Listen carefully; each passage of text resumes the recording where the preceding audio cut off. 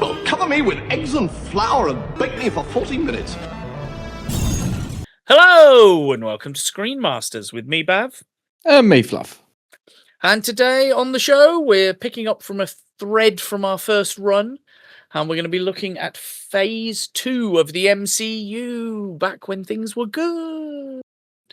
But we'll discuss that when we get there. But before I start, I would like to turn to the words today of Lolly Vegas and say, hey,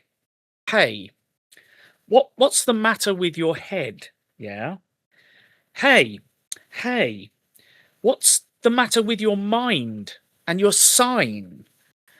Oh, hey, nothing the matter with your head, baby, find it. Come on and find it.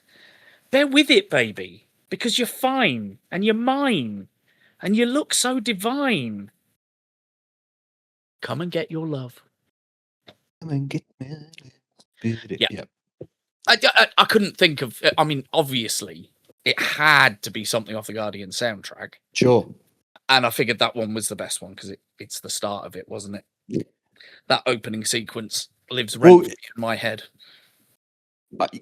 We'll get there. I'll probably fill half of our content phase 2 just talking about that one film. Yeah, I imagine that'll be the way it goes, yeah. Yes, I have deliberately not written many notes for Guardians. I've a lot to say on that one. Just in brackets, Fluff rant. Yeah, exactly. Yeah.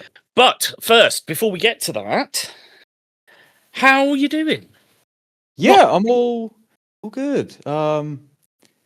Actually, you know what? Gotta say, I've had a couple of interesting conversations at work because our listener base is increasing.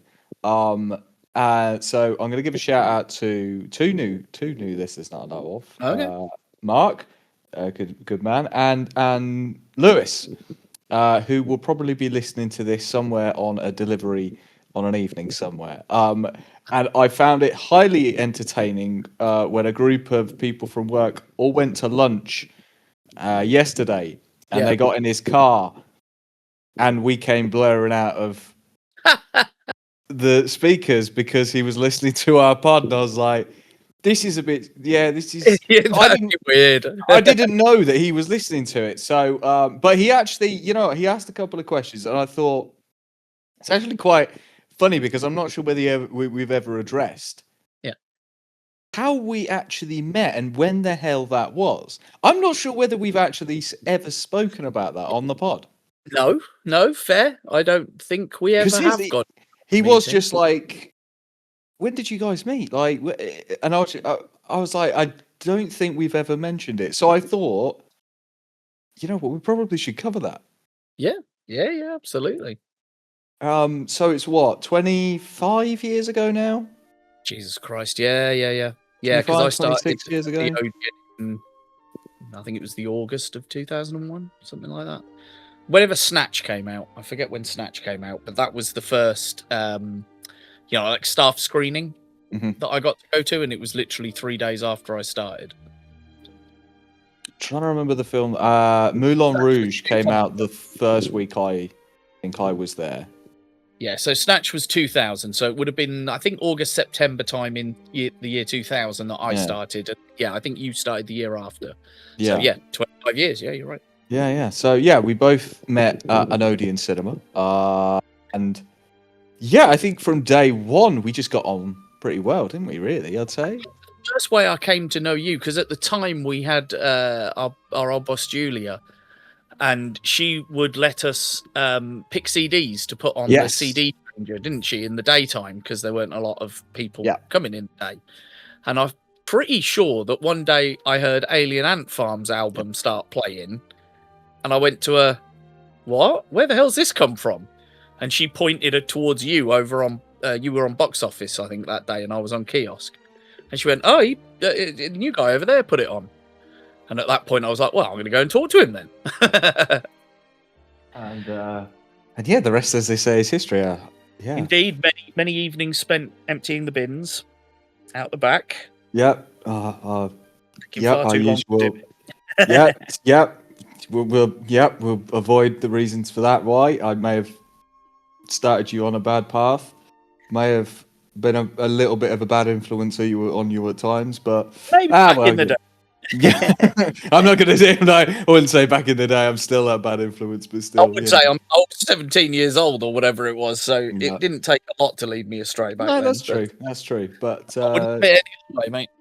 No, yeah. So anyway, there you go. That's the answer to the question. So, yeah, that's how we met at a cinema, at our local cinema.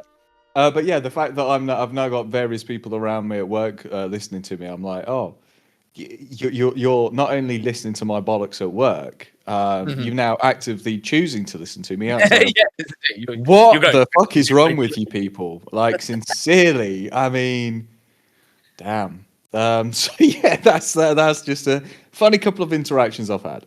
Yeah, that's really funny. And yes, yeah, like you say, it does amaze me when I look at the listenership on the podcast side and go, what? That many people listen? Oh, cool. But yeah, anyway, if you are listening, thanks. Welcome. Yeah, cheers. Yeah. We're glad you're here. We enjoy these things, and yeah, we're glad that you enjoy it too. Or maybe you don't, and maybe you just sit there shouting at your thing, going, God, you fucking idiots, you don't know anything. In which case, please send that through to us. I would like to discuss any point of view on the podcast. Pretty sure you've had one of those messages recently from an old friend. So. I guess from an old uni friend, Mark, if he's listening. Hello, bud. Yes, I did. I'm saving up his comments for maybe I touched on it a few weeks ago, but anyway, yeah, we'll do a Q&A episode at some point and have a look at comments and questions that the audience have sent in to us. But right, yeah. In terms of let's get back to the usual. In terms of what I've been watching, so the quick ones before we get to the one that I think will. Oh yeah, of course. Yeah, it's at the bottom. Well, actually, there's two at the bottom of that list, which I think we both covered. So yeah, I've taken a little bit of a. Well, I'm still carrying on with my usual kind of weekly anime shows at the moment, but I'm taking a little bit of a break. I was deep diving into anime for a good few months. I needed a break into the real live action stuff. So just to quickly buzz through, The Boys has now finished on Amazon Prime, and there's always a bit of hubbub whenever a show finishes. Some people are happy, some people are not. It was never going to be over the true to the comic book because they'd already taken such massive deviations and changes to both the characters and the storylines. However, I do feel that the final season itself was a big improvement on the previous two seasons. Personally, again, this is all subjective, but I really did enjoy the last season a lot more. I think they just settled on the fact that, you know what, we're going to just put it all out there. We're ending now. We're going to get the beats that we need to get to. You know, there was a funny episode with, a supernatural reunion of three of those cast. Again, I watched that back in the day for a good little while. I'm not sure actually I ever finished it, but that's a revisit for another day. It went on for a bit. I think I got up to season 10 or 11, and then even I bowed out for the last couple. But back in the old days as well, when there were probably like 24 episode seasons and all as well. Yeah, but no, as a whole, I think it ended on a good note. I think it got the characters where it needed to be. There were still a few shock surprises. The last episode was entertaining as shit. However you look at it, nobody's ever going to be too satisfied with any long-running show in this day and age. Look at Stranger Things, for example. Everybody loved and raved about that for years and years and years. They've dropped the final episode, and maybe it's just a bit of my favourite show is ending that pisses people off. I'm not entirely sure, but yeah. I'm not sure whether we'll see much more in the Boys universe at the moment. I'd heard that they're doing a Boys Mexico with, I want to say, Gabriel Luna. Okay. Well, they got the prequel Soldier Boy one coming out, haven't they? Yeah, they've got Vought Rising. Vought Rising, thank you. That's it. Diego Luna and... Okay. I can't remember the other guy. Yeah, but anyway, there's a couple of people that are potentially. We'll see whether Boys Mexico ever makes it. We'll see. Because didn't Gen V got cancelled? Did it? Did I get Yeah, that did right? 2 seasons, and then again, there was a couple of characters from that within the final season, and it was like, oh yeah, you're not, they're not disappearing. You'll see them in the final. Yeah, they don't do anything. Like they do nothing of note. It's just they're there to basically say, sorry, we're not doing another season, but here's a bit of a finish. Again, whether we see them in Boys Mexico, if they do anything, it depends on how successful it was. But I mean, it's sat at the top of the top 10 Amazon charts for a good little while. So I imagine the viewership has been pretty high for it. Okay. But I actually have revisited. Now this is a bit of an oddity. I've revisited a couple of old sci-fi series, mainly because Stargate has popped back up on Netflix. Oh, nice.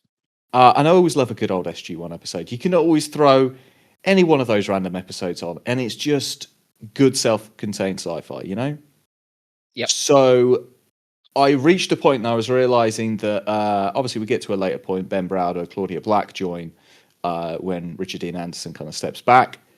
And I realized I'd never really done a deep dive on Farscape. So I've actually watched the whole of Farscape over the past month. Okay. And I've got to say, I really fucking enjoyed it. As you know, that late 90s, early 2000s kind of sci-fi, Jim Henson Productions, full on puppets, that real element to it. A couple of those characters, Pilot and Rigel, specifically puppet characters, you'd love that kind of wonderful approach because it looks real as opposed to the CGI nonsense that you get left, right, and center. Again, it ticked all the sci-fi tropes. You had a few time twisty adventures, you had a few duplicate adventures, but as a whole, I think it's one of those sci-fi hidden gems. All Trek aside, it's one of those ones that possibly gets overlooked a little bit. Mm-hmm. But I just went and thoroughly fucking enjoyed it, I gotta say. Nice. So yeah, if anybody's like, you know what, I want to visit a good old school sci-fi, pick on Farscape. Don't always go back to your Treks or your Stargates or Star Wars. I just thought outside the box. I was like, I don't think I think because again, when we had stuff like BBC Two or something like that, you didn't have the luxury that we do now of Netflix or Amazon or even just recording, on any kind of device. So if you missed that episode, you were screwed. Yeah. And I think that's the thing. I think it's one of those shows that I missed so many episodes. I just never went back. I finally went back. Nice. Yeah, I've never watched Farscape, to be honest. It was one that, like you say, at the time I was knee deep in whatever Star Trek series was out at the time, probably Next Gen, Voyager, or whatever it was, and the Stargate as well. I want to say, and I'm going to check this afterwards. I swear I haven't looked this up. Still my favorite episode of Stargate, the one that sticks with me the most. I believe it's season 4, episode 6. And it's called Window of Opportunity. And it's the Groundhog Day episode, basically, where O'Neill keeps cycling through a time loop and has to learn, I think it's Gould, he has to learn to read in order to be able to get out of there. But it's got so many good things in it. But that's always my favorite episode, always. That's the thing. Sometimes sci-fi tropes of that Groundhog Day or time travel or any body swap and that kind of thing, they're always they add that comedy element that is just it doesn't take itself seriously. And I think that's the thing with Stargate and stuff like that. It never took there were points of seriousness, of course, but it never took itself too seriously. It was like, no, we're a show that is entertaining. Yeah. That's interesting, actually. Now that I think about it, I know there's a lot of time loop movies, but they all do have a kind of comedic edge. I'm trying to think of one other than Tomorrow War and that's not a time loop. That's just impossible bullshit. But like that, they don't take themselves seriously. Like you say, you take that gimmick and you put it in the horror movies, and you get like a slasher movie, and you get Happy Death Day and Happy Death Day to You, which are fantastic slasher movies based around the time loop premise, but it doesn't ever take itself too seriously because it plays with it. It has fun with it at the same time. Yeah, And I mean, Time Machine's another one. You know what I mean? They don't tend to.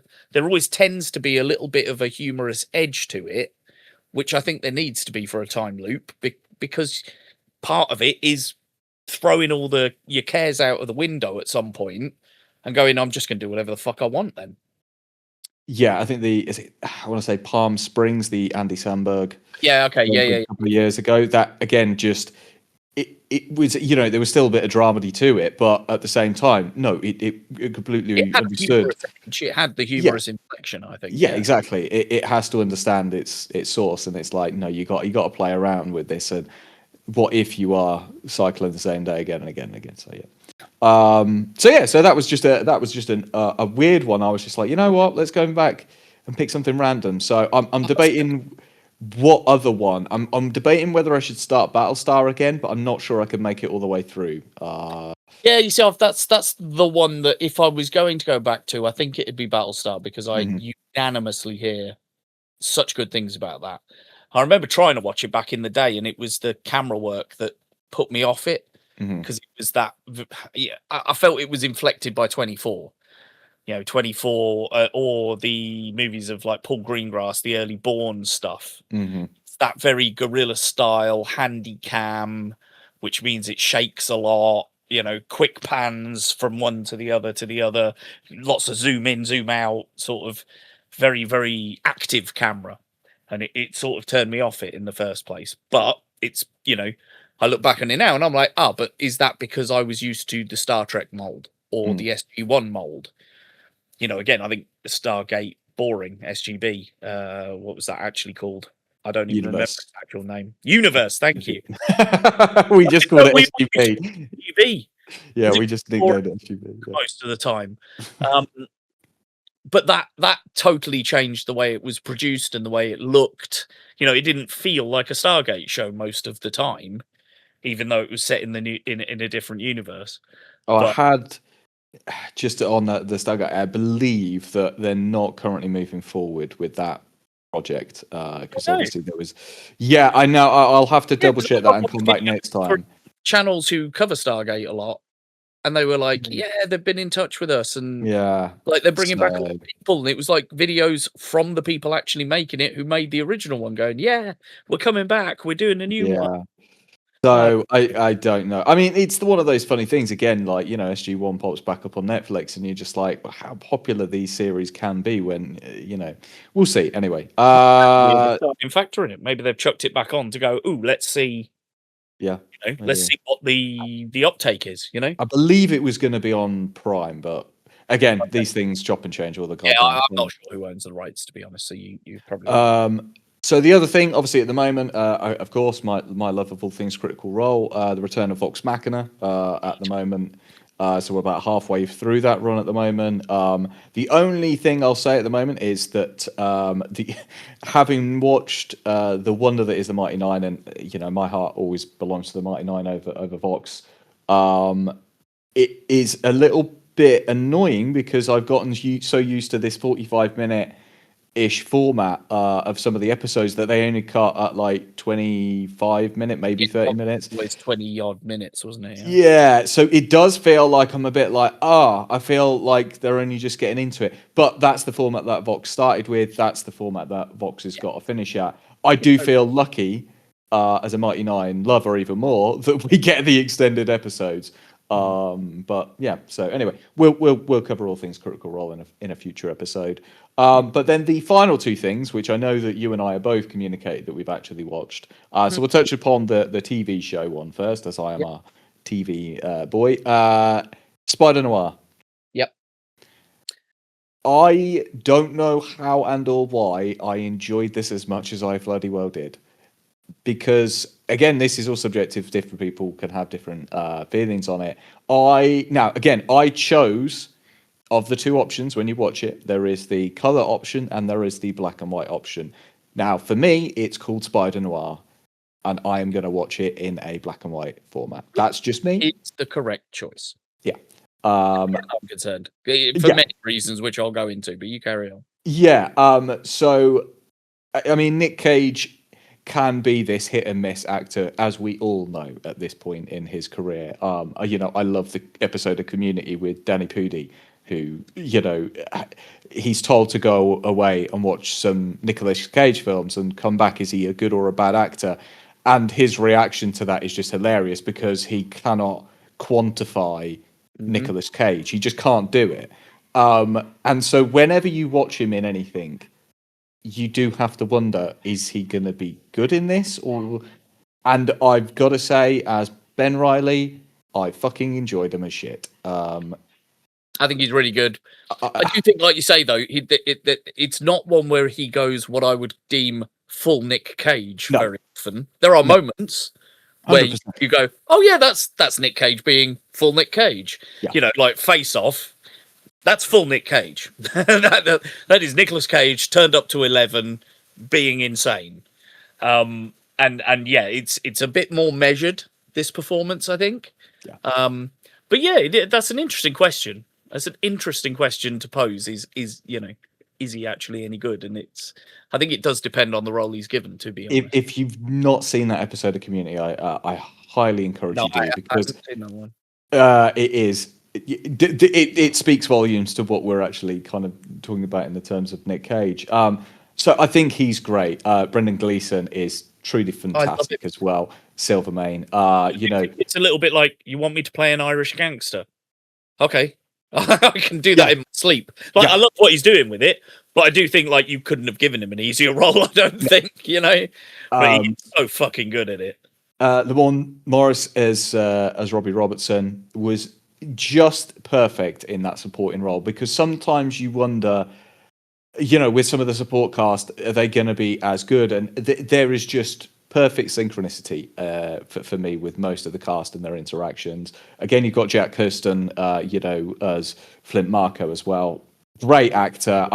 Sometimes I was surprised by some of the people that I saw in this. And I'm actually going to look up the actor's name because it escapes me, even though I truly love him. He brings a lot of nuance to the character as well. I really feel like that character gets time to dive into their psyche and what they're going through. Oh yeah.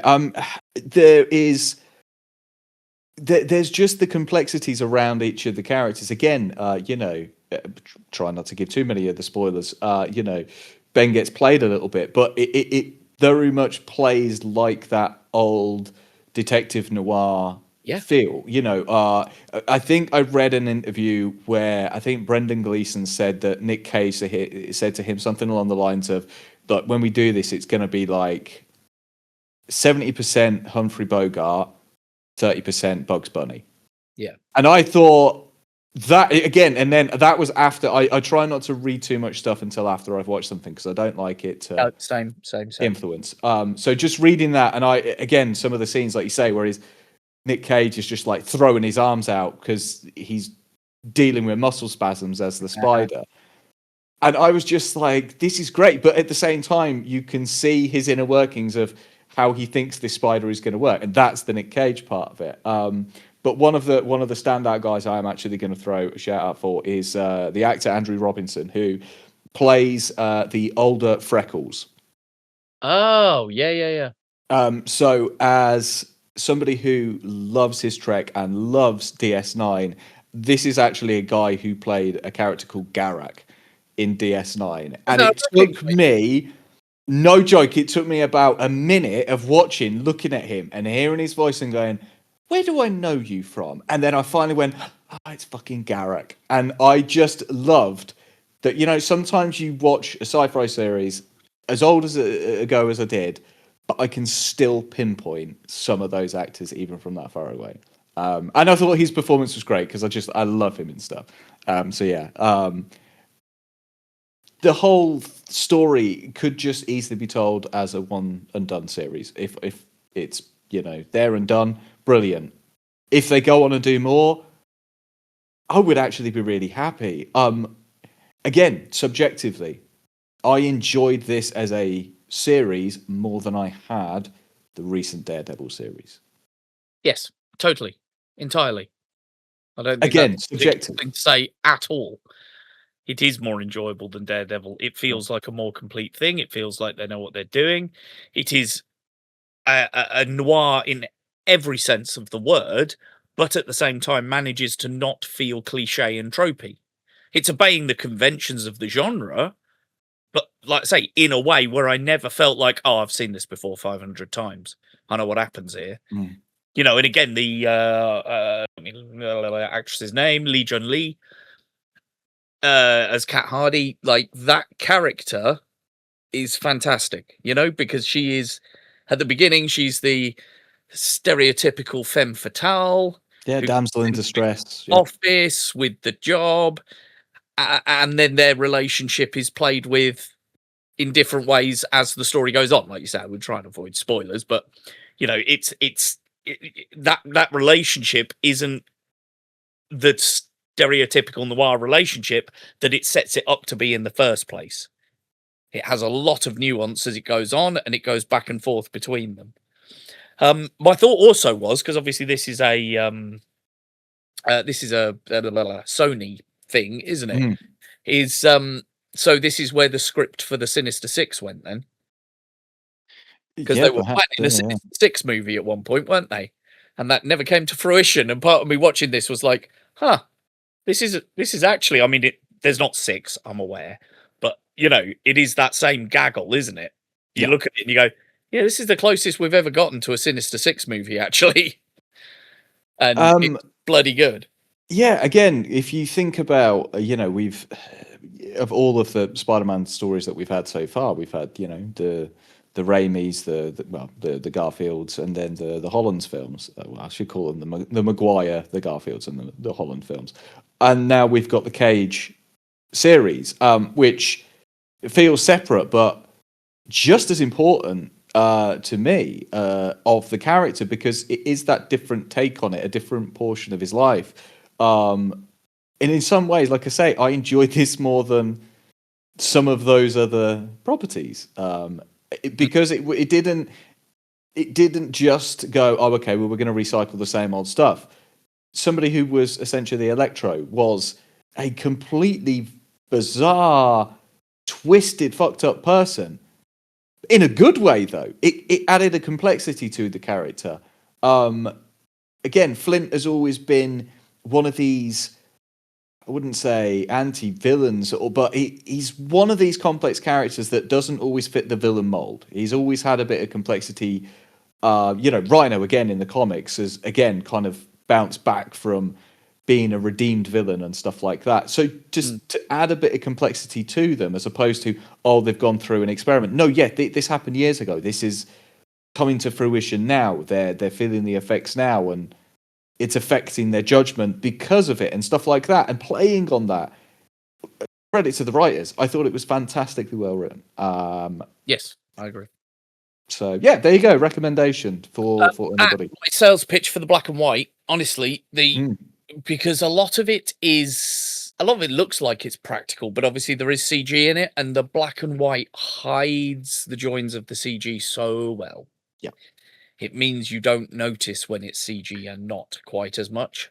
Yeah. So that's the reason why I went black and white. The true hue color does look very cool because it's still a stylized color version. Like you say, I don't watch behind the scenes stuff until I've watched it, and I didn't have time to watch any before we came on to do this. But I would be interested to know, you know, did they shoot it in color with modern equipment and then downgrade it? Or do you think they shot it in black and white and then colorized it? I'd be interested to know how they did that. I would probably say the latter is the easier of the two. I would have, in my brain, that's what I would have thought. You shoot it black and white and then you colorize it afterwards. Because otherwise, taking, you know, 4K digital footage in full color and then having to downgrade that to a black and white and downgrade that to a saturated sepia tinged color palette, I would have thought would be more difficult. But I don't know. If anyone does know, pop it in the comments. And then the final thing, well, you know what? We'll see what you've been buzzing through, because we went and watched something together, and we'll get to that last. Yeah, sure. So what was I going to talk about? Maul. You advised me to go and watch Maul, and I have watched Maul, and I have finished Maul, and it was a very good series. It was a very good series. I believe they're doing a season 2. They are, yes. Which would be fine. It's one of those things that does have a law of diminishing returns for me, because I know how the story ends. You know, it's the classic prequel problem, is that I know how his story finishes. So any jeopardy that he's ever in is no jeopardy at all. You know, it's that thing of the stakes. There is no stakes for his character because I know he survives up until this point in the history, you know? So that's my only sort of complaint with it, but I really enjoyed the animation style, actually. It's got that sort of Clone Wars character design and the Rebels character design, but the style is very different. You know, incredibly dark, obviously, because of the side of the world universe we're on, sort of thing. But yeah, no, really enjoyed it. Enjoyed him. I always enjoy, you know, I am a sucker sometimes for Filoni's world building. And clearly this is another little area of the universe that he wanted to build out. And so yeah, I was all on board, thoroughly enjoyed it. If you want to give me more of that, I'm happy. Yeah, I mean, you know, I think I spoke to our good friend Baggy, and he wasn't. I think he took him a minute. I'm not sure he's finished it to kind of get past the first couple of episodes, because there wasn't much in the action. Which again is I've seen it from Filoni before, that he'll build some of these episodes up because he is building that world, and you can see elements of how he's trying to expand the animated universe. And some of the named actors, you know, that came into this as well. Obviously, we've got Sam Witwer returning as Maul, but you know, Dennis Haysbert as Master Daki, and the person that actually surprised me, because I was like, wait, I recognise this voice, was Lawson, the lawman, which was Magno Mura, who, if anybody remembers, Narcos. He plays Pablo Escobar in that. He's done wonderful things. I think he recently won an Oscar as well, come to think of it. So, and Richard Ayoade as Two Boots as well. So I hear these good vocal people as well with these characters, and it always has a little nuance to any project that Filoni is doing, because he finds the right voice actors for some of these characters. And the pace of the last couple of episodes, the twists, the turns, you kind of saw part of it coming. Again, if you know, being a bit objective, you kind of see some of the beats. But I still don't know how fully this story is going to end, because again, yeah, you and I have seen where Maul appears again in Rebels later on, and we know certain elements of this story continue, but also some elements won't continue as well. So it is sometimes that, what is this story in the middle going to be telling? But fleshing out the Inquisitors a little bit more is never a bad thing, I think, for me, because they've been used quite a bit, and not always to the best. But this actually shows them a little bit more vicious and a little bit more well-trained than they've kind of come across in some of the media previously. So, yeah, I'm glad you enjoyed it. Yeah, no, I did. Suppose we should have given it its full title. Maul Shadow Lord on Disney Plus, if you are interested in having a look at that. So a random one now. Again, my old mate Mark from uni, if you're listening, thank you for the suggestion of this. So he introduced me to a film from 2024 called Hundreds of Beavers. If I remember, in fact, I'm going to make a note now, I will post a link to the trailer in the comments of this episode. It's brilliant. If you are a fan of Kung Fu Hustle and the way that sort of had that slightly over-the-top Looney Tunes vibe to it, if you're a fan of old school slapstick comedy, check out Hundreds of Beavers. It is a story of a man who lives in Alaska, has some bad luck, and decides to start trapping animals in Alaska. And he ends up needing to get hold of hundreds of beavers. But it is a very, very bizarre film. I would suggest watching the trailer first, and if you are not on board from the trailer, maybe give it a miss, because I do think it will be a bit Marmite to people. But I watched the trailer and was entirely sold, and I went and watched the movie and thought it was fucking brilliant. So yes, watch the trailer. If you like it, go and have a look. If you don't like the trailer, maybe give it a pass, because I don't think you'll be missing anything if the trailer doesn't do it for you. But very good. I think it's really impressive. Again, I'd love to see some behind the scenes stuff of how the guy actually pulled it off, because it was made on a proper, indie project, shoestring budget. And what he manages to do in some of it, I think, is really impressive. Yeah, I remember you sending me the trailer for that, and I can't remember. I don't generally react, me, to messages. Sometimes I'm not a meme person or an emoji kind of person. But you actually got one from me for that one. So when when you post something and I react, then that's usually a good sign. Yeah, that's it. So yeah, let's say if anyone's interested, watch the trailer. I should have posted it in the description. So go down there, watch the trailer, see what you think. But yeah, shall we get to the elephant in the room then? Sure. We went and we watched The Mandalorian and Grogu.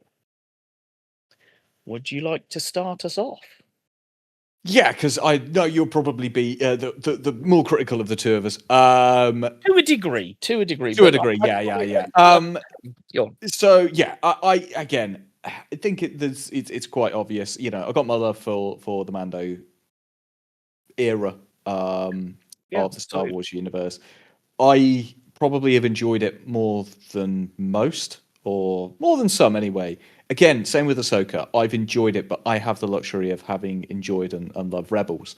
The Mando film is just a continuation of the two characters that we've all fallen in love with. This father-son duo going on a crazy little adventure, helping out the New Republic. There's not too much complexity to it. It does very much feel as though this is, I don't want to say a TV movie, because that's it feels like this is parts of a series where they've compressed elements of it and put it into the film, because the narrative of the film reaches a point and I was a bit like, oh, it's really slowed down and we've gone on a little Grogu journey for a little while. And it felt to me, watching it at that point, that it could have been like an episode or 2 episodes worth of Grogu on his own, as opposed to with Din. So it felt at times as though there were elements of that there were parts of this which might have been fleshed out more as a season than a whole movie. But that said, there were certain sequences, I know from the first 10-15 minutes, there were a lot of action sequences and certain notes that if I'd have had that on the small screen, it wouldn't have felt as impactful. Mm-hmm. Whereas actually watching it on a big screen added that little impact a little bit more for me. Again, I'm not going to turn around and say it's the best Star Wars film. It's still better than one of the prequel films, or probably a couple of the prequel films. Again, being a subjective, even the sequel films. But again, it depends on how much you enjoy some of the characters and some of the interactions. Again, I got to see my boy Zeb on the big screen. I never thought I'd ever see Zeb on the big screen. I never seen live action. Yeah, alone on the big screen. I mean, obviously we saw it briefly in. I think he was briefly in Mando. Yeah, briefly in one of the Mando. I forget which one, but yeah, he was, wasn't he? Yeah, but I mean, again, you and I rocked up to the cinema, and I was representing the Rebels with my Rebels t-shirt, and the guy actually stopped us going in and was like, "Love the t-shirt, guys." Yeah. And again, as you said, we're geeks. We wear these t-shirts so that people like you can every once in a while pull them out, and it's the 2 to 3% of people who will go, "Oh, get it." I don't care that 97% of people don't understand the t-shirt. Yeah. So again, I think the initial reticence might have been that we were going to get one of these films where it was it was basically a TV film but put on the big screen. And while elements perhaps of the story structured its way so, there were also scenes within the film where, again, you and I have talked about the technology that they've used, where it's clear that they walk along to a certain point and they then have to stop and turn the angle or something because the imitation. Yeah. Whereas there were scenes and shots in this where it felt like they were actually, again, you can tell CGI and stuff like that and lots, but it also didn't feel as though we're just using the bubble all the fucking time. Yeah, I totally agree. My biggest concern was it was going to feel like it was all shot on the volume, and you could tell that it wasn't, because he does lots of big wide shots and stuff, and you can't do wide shots if you're on the volume. That's the point. I think it was used really sparingly, and like the towns and stuff, they were clearly full sets. That wasn't a volume because they were walking from one end of a street to the other end of a street, and you from a wide angle, and you can't do that in the volume. It just doesn't work. So yeah, it was nice that didn't come to fruition. I was worried that it would feel a bit TV-ish because of those techniques, but it really didn't. I thought it felt like a big movie, felt like a big thing. Again, it's not going to probably do massive at the box office, I don't feel. Unfortunately, it's already dropped, 70% in its second week or something. It's being beaten by two movies that cost less than like 10 million to make. Yeah, well, I mean, Backrooms. To be fair, even the He-Man film, which, the big movie star plug that is Jared Leto, really was... It's actually gotten good reviews. Really, I've read very, very low ones. But then again, I may be just picking the low ones to read. I've been very positive about it and said it's, it doesn't take itself seriously. It's tongue in cheek, and Jared Leto is actually quite good. And I was like, oh, okay. So yeah, I mean, I think you and I we struggled on our journey home because neither of us wanted to talk about it until we got to it was a very quiet journy home. You are right. And then at one point, I think I just said to you, I was like, I know we're probably in both in a mental agreement. We can't talk about it, but did you at least have fun? Did you enjoy it? And you were like, yeah, okay, that's fine. And that, I think that's we both agreed. We both chuckled a few times. And if I can come out of a film and have had a enjoyable experience and had a few chuckles, then that's good with me. But I've got to give a big shout out to the very intelligent guys who just went, you know what, we've got these really small little engineer dudes who are one of the coolest, cutest fucking characters that Star Wars has ever created. Babu Frick. There you go. They're going to have their own ship, but it's going to be them size. Yep. Which means that Grogu can fit in it, but it also means that Din can't. And just watch this tiny shoebox-sized ship, I thought was just inspired. I loved it. You don't often get that jokes of, look at how big my ship is. No, look at how small my ship is. Loved it. How is that ever going to get picked up on sensors? Nobody's ever going to track it. It's the size of a shoebox. Loved it. Thought it was genius. Yeah. No, that's very good. Yeah, I mean, so I completely agree with you about the makeup of the film itself. Now, supposedly, Favreau in interview has said that they had written all of the scripts for season 4 of Mando. And then Disney came to them and said, no, we want you to do a movie. So as Fav tells it, they threw the scripts out and started again. I call bullshit on that. Yeah, 100%. Because I think it is 4 episodes of the TV show bundled together. Now, is that a bad thing for me? No, not really. I think that's perfectly fine. Like, as you say, I adore the first 2 acts, and then Act 3 right at the beginning just grinds to a halt. Mm-hmm. And it takes half an hour again before it picks back up steam and gets going. As you say, I have my notes exactly here. I can see Act 3, that Act 3 bit, that to me is 1 or 2 episodes that are entirely silent of dialogue and would have just been amazing puppet sort of episodes. Because again, like you say, that ship, the Babu Fricks, the Grogu himself, all of that was physical puppetry that they were doing on set, because Fav has, gone on record talking about that because he loves the physicality of puppets and working with them. So he really wanted them to be practical and not CG'd. And it does lead to some hilarious stuff. The one criticism I do have is why the hell did they go to save Din, knowing that there was no fucking way they could get him off the planet? Because they fly there to go and save him. There's no God. He goes back to the tiny ship and he's like, "Oh well, thanks for saving me, but I can't actually go anywhere, can I?" And they're like, "Oh, it's okay. We'll go back and we'll be back with help." And it's like, well, why didn't you just bring help in the first place? But it's one of those contrivances that you just have to accept. Yeah. The film itself, I like to say, the first act particularly felt like proper old school Mando. It was a space western. You know, he even walks into a bar and says someone's name and the entire bar falls silent. Like you don't get much more western than that, you know? I adore, there's a shot early on as well when they're going back to the rebel base, I think. And Favreau does it's in my head, it's the Apocalypse Now shot where you're looking over a real nice sunset and suddenly the helicopters come into view from the bottom in the middle of the heat haze, and the shot itself is incredible, and he recreates that with X-Wings and Mando's ships. I did find it amusing looking at all the ships that Mando's collected over the years, because obviously Zeb is using a U-Wing. His Naboo N1 starfighter was still in the background, parked outside his and Grogu's house, and now he's got another Razor Crest. So I did find it amusing how many ships, because I was like, why the hell did you give him the bigger ship? He's already got another ship.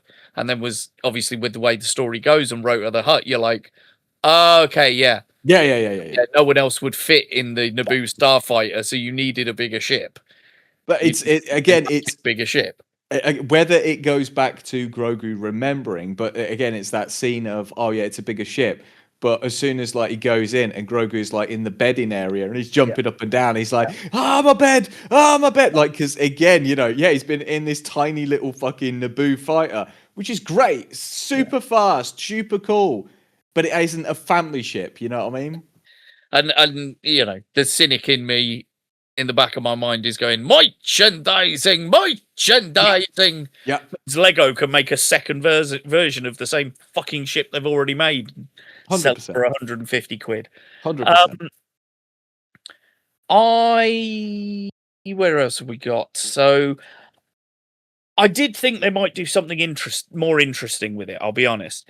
Because there's a lot of discussion in the early film about Grogu and what's he going to do if Din's not allowed to save him. And I really thought when we got to Act 3, I was like, shit, are they going to kill Din?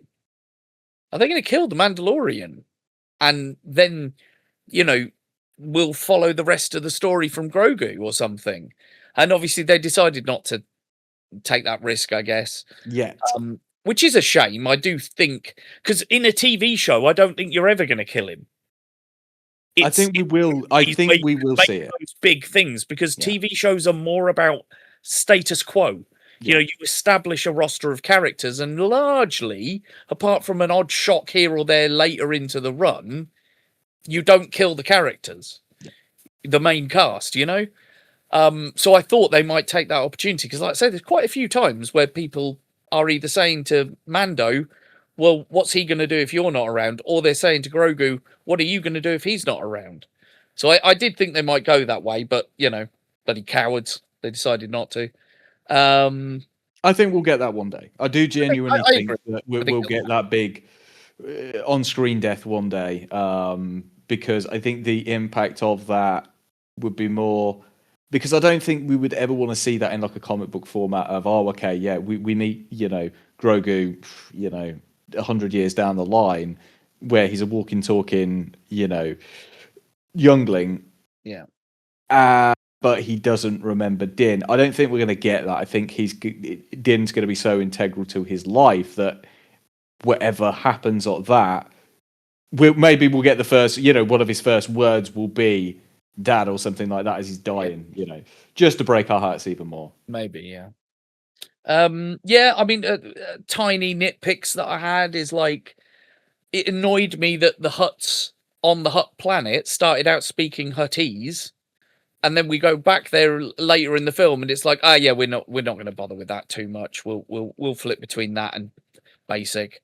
It's like I'll accept Rota speaking basic because he's in a scenario and in a world and living on a planet where everyone speaks basic, so of course he's going to speak basic. But I did think, like, come on, we can deal with some subtitles. Like the first fucking, in the 70s they had subtitles for the Hutts or whatever it was. I think we could have coped with it. It just felt a bit wishy-washy by the end, and that they couldn't be bothered to stick with it. I do think Jeremy Allen White is kind of phoning it in as Rota the Hutt, but fair enough. What else are you going to do? They obviously didn't, because the character it is so unhuman-like. You can't put a lot of the actor's personality into it, like they would in animation if you're voicing a human character. But yeah, it wasn't a great performance for me. But like I said, I don't really know what I expected. But like I said to you on the way back, at the end of the day, I went in for 2 hours. I liked Mando. It was like a long episode of Mando. I had fun. It's a 7 out of 10 in my book. It's good. It's not a bad film by any stretch, but admittedly, it doesn't change the world. It's not exceptional. Now, I just want to there's a discussion that exists around this as well, or that has come out of this and perhaps the Mario Galaxy movie that I find quite interesting. Again, my feelings on Mario Galaxy, if you haven't listened, we discussed it in a previous episode, but was it was what I expected. It was an hour and 40 minutes of Nintendo references with the tiny thin plot stringing it all together. But the question that's come out of that and come out of Grogu, for those like you and I who are like, hey man, it's a good film. It's not a bad film. Like, what's your problem? It's not the worst thing ever made. Certainly not the worst Star Wars thing ever made by a long shot. So what is the problem? Is the question that comes up is, yes, but we should expect more. We shouldn't just accept this bare minimum basic bitch level of it. We should expect more from our media. And I do find that an interesting point. Should I expect more from a Mario Galaxy movie? Now, in my head, no, not really. Because again, it's not going to be groundbreaking, whatever you do. I think game property. Mando, at the end of the day, they're not going to do anything that changes the massive Star Wars canon.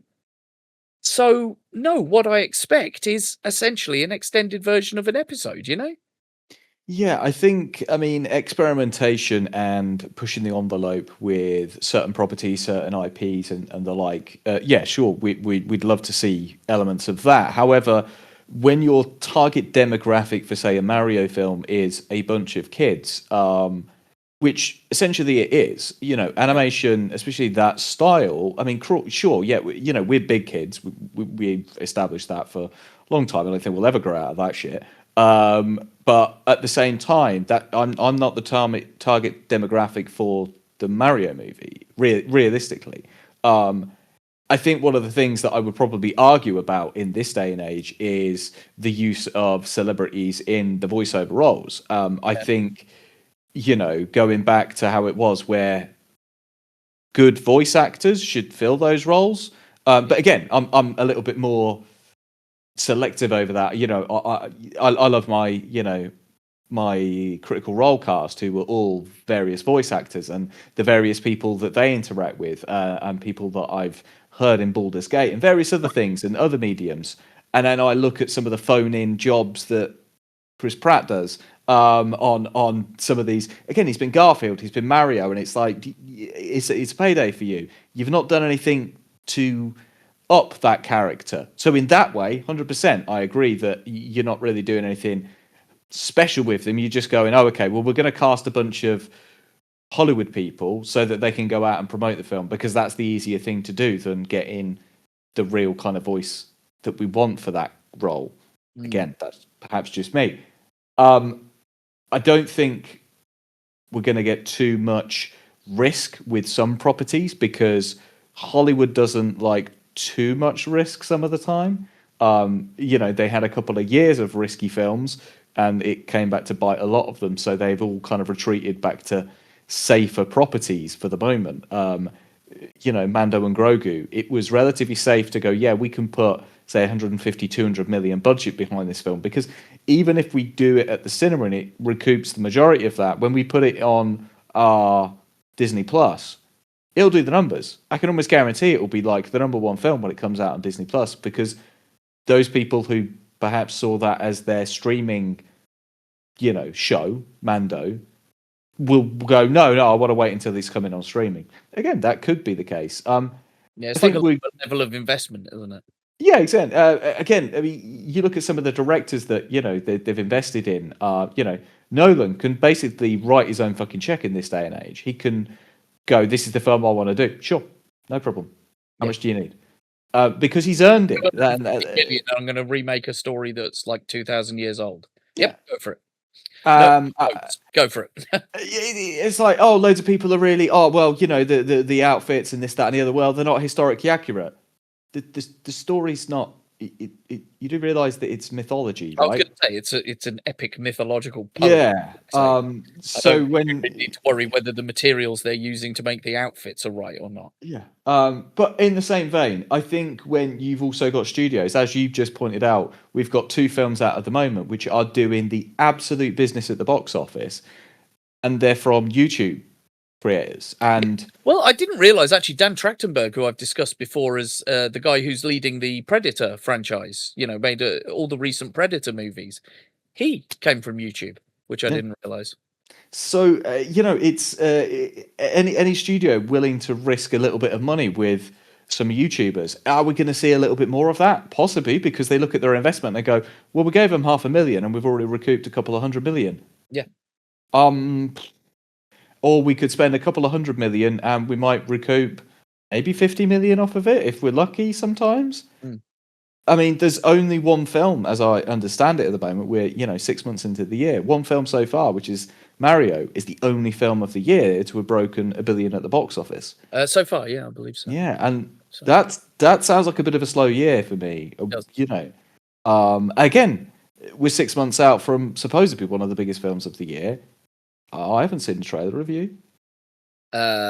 Doomsday? We've discussed the quote-unquote trailers that we've seen so far, haven't we? Yeah. So again, it's like some studios go, okay, well, we're going to advertise this and we're going to make sure everybody knows it. We're 6 months out from supposedly one of the biggest films and we don't have a trailer for it. So, there is risk involved in movie making left, right, and centre these days. Absolutely. Yeah, I mean, like I say, I find it an interesting discourse, and it's like you say, I do see where they're coming from particularly on Mario Galaxy, right? Because your point is right. It's made for kids, so why should we expect more? But then you think about things like Toy Story and early Pixar's, Wall-E, all that sort of stuff. Like, there was stuff in there for adults and stuff in there for kids, It was a movie that reached higher and tried to do, to not just be a throwdown knockabout, a Minions, for example. Minions, there's fuck all about Minions, really. It's just an opportunity to put funny characters in silly situations and fart jokes, There's not a lot to it. But, why should kids be happy with the lowest common denominator, or should they want more from their media? I look at the Minecraft movie in the same way. It is throwaway nonsense, really. And should it be more? Should it not be more? I don't know, actually. Yeah, 100%. Again, interesting question. That is actually a great point, because I think from both our perspectives, we're gamers and we've both enjoyed we both love Minecraft, don't we? It's a great we've set up and created a couple of servers a couple of times. I'm sure we will do again in the future. It's always a good game to go back to. But the disconnect between what I thought of the film and what the kids thought of the film. I mean, they were going to films with chickens in their fucking jackets and stuff like this and losing their shit. And I'm like, I watched the film and I a disconnect completely. I just did not get it. Whereas having played the game, and I've said before to you and very many other people, what one scene in the film where they're using the crafting table, and I'm like, oh wow, this could lead to a load of possibilities. And no, okay, we're not going to go down that avenue. Okay, we're going to make so in that vein, the real 100%, world, and then 100%. we're going to ignore it for the rest of the movie. So in that vein, 100%, they are not going to get creative there. Very much going, no, this is our very small little box, and we need to just fill all the little jokes in this box. And that's it. We haven't got time for that. We need Jack Black to scat a bit more and sing another song that has 4 lyrics. Anyway, well, thankfully, before we got into Mando and Grogu, I didn't say we won't dwell on this very long. Listening back to the last episode, I said that quite a lot and then proceeded to rant for 15 minutes. So let's get into Marvel then, and we won't spend too long on some of these.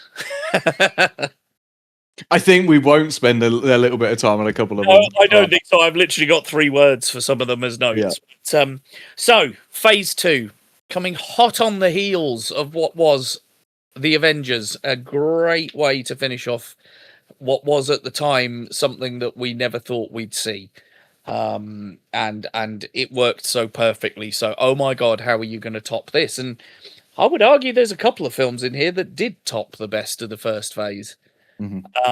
But let's go in chronological order. So we start in April 2013 with the release of Iron Man 3, directed by Shane Black this time, who I do have a lot of... I do like a lot of his stuff. For those that don't know, he wrote the original Lethal Weapon, I'm pretty sure. He also did Kiss Kiss Bang Bang a few years before this movie, which was very good. He did one of the worst Predator movies, where the way to beat the Predator turned out to be autism.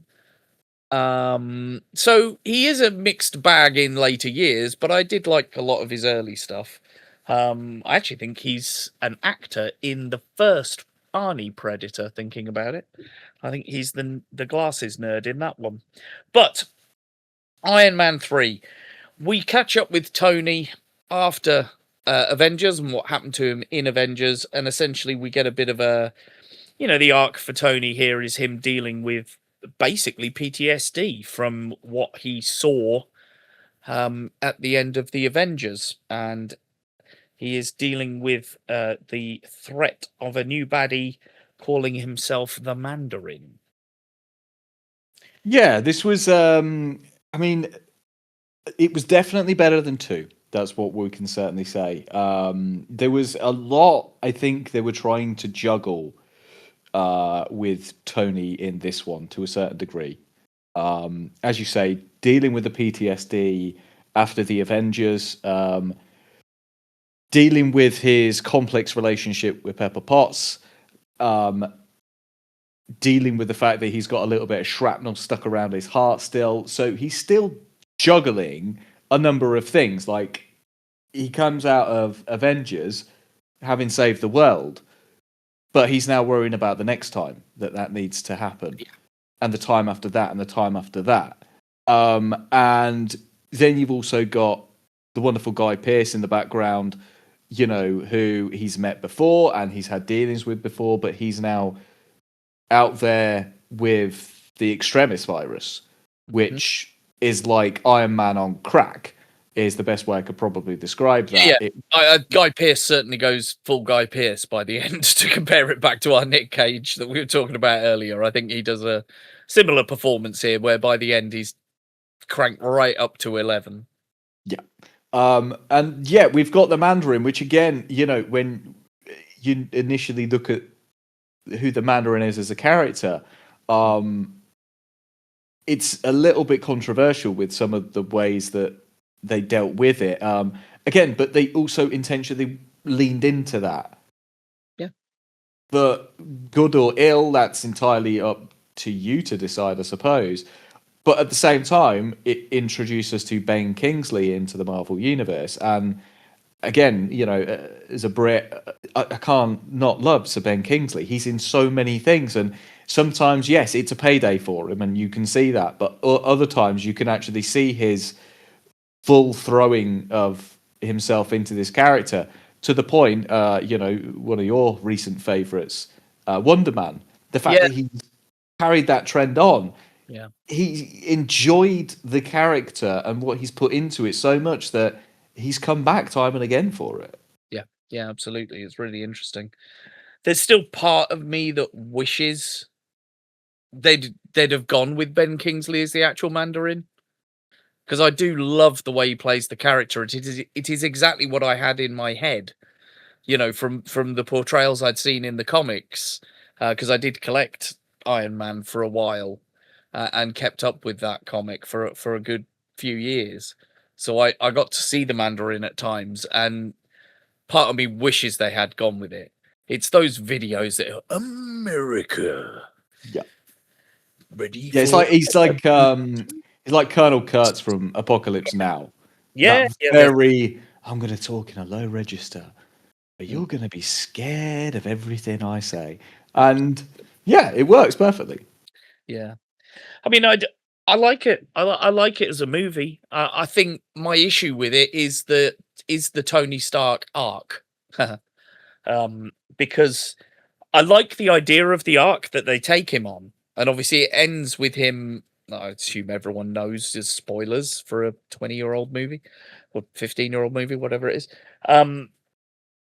He gets the pieces of shrapnel removed from his heart, so that he doesn't need the arc reactor anymore to stop them going into his heart. When you actually get into that, it's like, well, why didn't he do that before? If it was that easy? Because nothing changes in the movie to go, oh, we've discovered this new technology. We can now remove the shrapnel from your heart. It's just like, oh no, we've always been able to do this. I'm just deciding to do it today.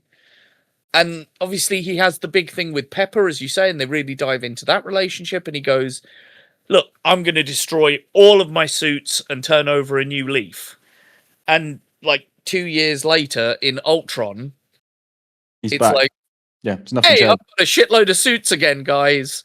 So it doesn't gel with me in that way. It's like, I see what Shane Black was trying to do, but clearly this is one of those bits where they let Shane Black write the story he wanted, and then sort of looked at the bigger plan and went, oh, fuck, actually, we're going to have to completely reverse some of this when we get to the end. Yeah, 100%. That's where it falls over for me, because they do just completely overturn some of the stuff that this movie lays out, Yeah, 100%. They do a bit of character development. They do a little bit of relationship development. And then, as you say, at the end, I'm going to blow up all my suits. And then in the Age of Ultron, he's going to have a paddy because... we're not protecting the world, dude. You just stepped away 2 years ago. Like so I think that's perhaps one of the reasons that this film maybe isn't held in slightly higher regard than some others, is simply because the after effect of it does not pass on. No. When you look at some of the films that we'll get to, it leads on to the next, leads on to the next, leads on to the next kind of a deal, and sometimes they work. This one didn't. It was a good film. A lot of good special effects and the like, and some good set sequences. But as a whole, the story by the end of it was largely forgotten. Yeah, that's it. It's the way they overturn it later on down the road. Actress's name, I'm pretty sure the character's called Maya Hansen. What the fuck? Rebecca Hall. Name Rebecca Hall. Thank you. I like her in it a lot. I think she brings a lot to this one as well. Originally, she was supposed to be the bad guy, and they changed it in the end to be Killian. I think I would be interested to see what that would have looked like.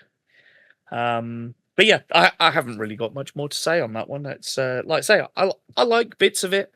I like the idea they were going for. It's just a shame that the wider universe arc that they needed to take Iron Man on just completely negated some of what was done in this film, and it's a shame. So on to, is it Thor: The Dark World next? Dark World. So yeah, I mean, let's be fair, I think it's a waste of Christopher Eccleston, unfortunately. I don't think he gets a huge Yeah. amount to do No. as the baddie in this one. I like the introduction of the side characters like Kat Dennings, you know, the tertiary crew. I mean, they weren't introduced in the first one, but you know, the fact that they come back and they get a little bit more development. I like the fact a lot of it takes place in the UK. It's always very cool when you get to see, you know, places that you know very well being used for movies. I think the best thing about this movie is Hiddleston, to be honest. Mm-hmm. I think he just shines through the entire thing. I love the journey they take Loki on, from his sort of miserable pouting in the cell to the bit where they're walking down the corridor and he keeps turning into different Avengers to wind Thor up. His double crossing, obviously. Like, I think that bit is the bit of the movie that works for me the most, is sort of the Thor and Loki go on an adventure side of it. Obviously, it's slightly hamstrung by, we need to really go for the Infinity Stones in this phase. Mm-hmm. So some of you are going to have to deal with some Infinity Stones for us. And obviously this one deals with the red one, reality, I want to say. Am I right in that? But yeah, so you know, they deal with that, or they call it the ether in this one, I think. But yeah, I will say, compared to the stuff that we've watched since Endgame, I don't think this film's as bad as you remember it being. I think it's better than you remember if you rewatch it, but that is only in comparison to the more modern stuff that has really not been up to snuff. Yeah, as you say, yeah. I mean, the most important part of this, and I think a lot of, you know, the intertwinedness of Thor and Loki through all of it, really, to a certain degree. I don't think, you know, Doomsday. Everybody's going to be expecting a certain level of Loki appearance in Doomsday and some conversation with Thor, even though it's not really this version of his brother, etc., etc. But they are so intertwined because the performances that each of them gave really resonated off of one another. And as you say, with the beats of this, where he is being playful, you know, he's betrayed Thor already at this point, and he's tried to destroy Earth and tried to become part of Thanos' inner circle, and that all failed, and now he's in a cell.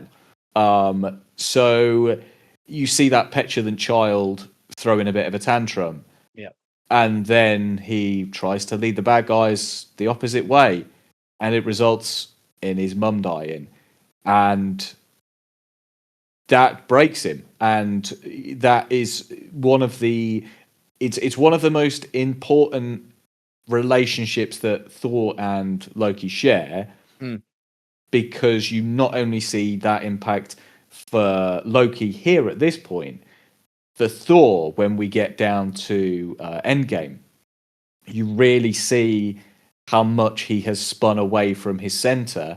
And as soon as his mum sees him, she realizes it. You begin to realize, like, that relationship is very important to both of them, and why their relationship with each other is also important because of that. You know, so I love that, because anytime you bring that level of emotion into the comic book movie, sometimes it is quite good, because it's going to be thrown away in about 2 seconds, but give me those emotional beats every once in a while. And again, when you watch back the Loki series and he's watching his whole life play out, these are the moments from this film that are very important to that whole story. The rest of it is, unfortunately, as you say, Christopher Eccleston very much put in a prosthetic mask and outfit, and really not allowed to show his worth. It's we need you to hit these beats, we need you to do these little things. Yeah. But there's no real depth to Malkeith, who, again, we've read several stories between us over the years. He is a very complex and intriguing character. Oh, absolutely. But it is that this phase. Nothing, you know, yeah. Sorry. I thought you were finished. Carry on.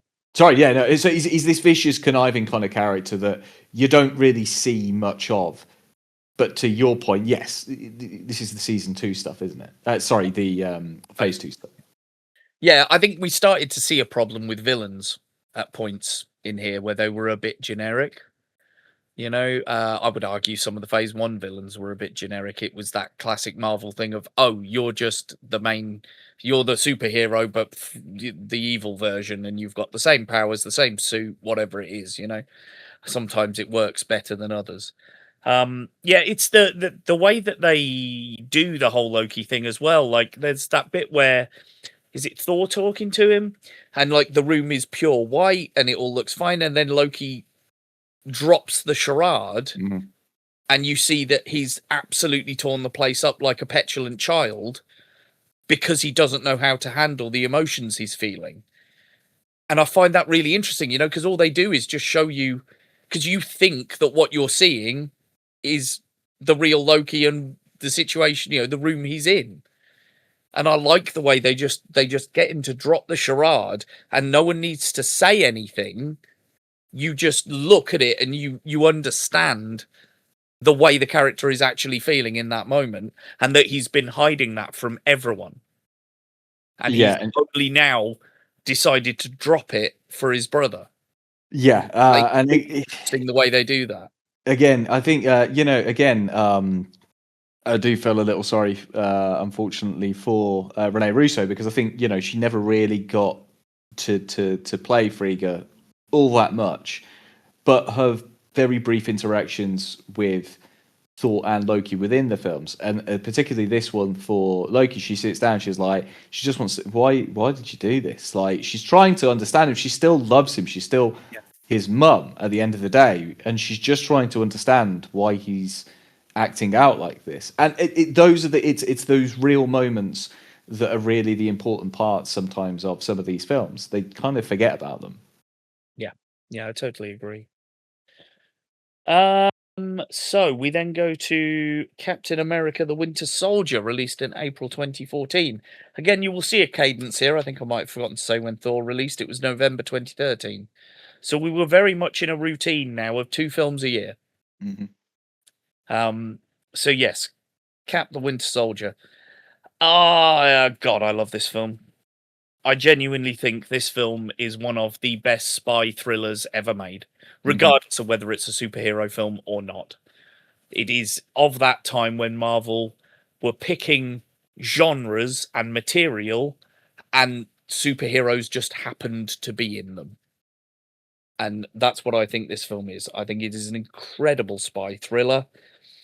I love all the interplay and the back and forth between Black Widow and Captain America, where she's trying to set him up with a date for the whole film.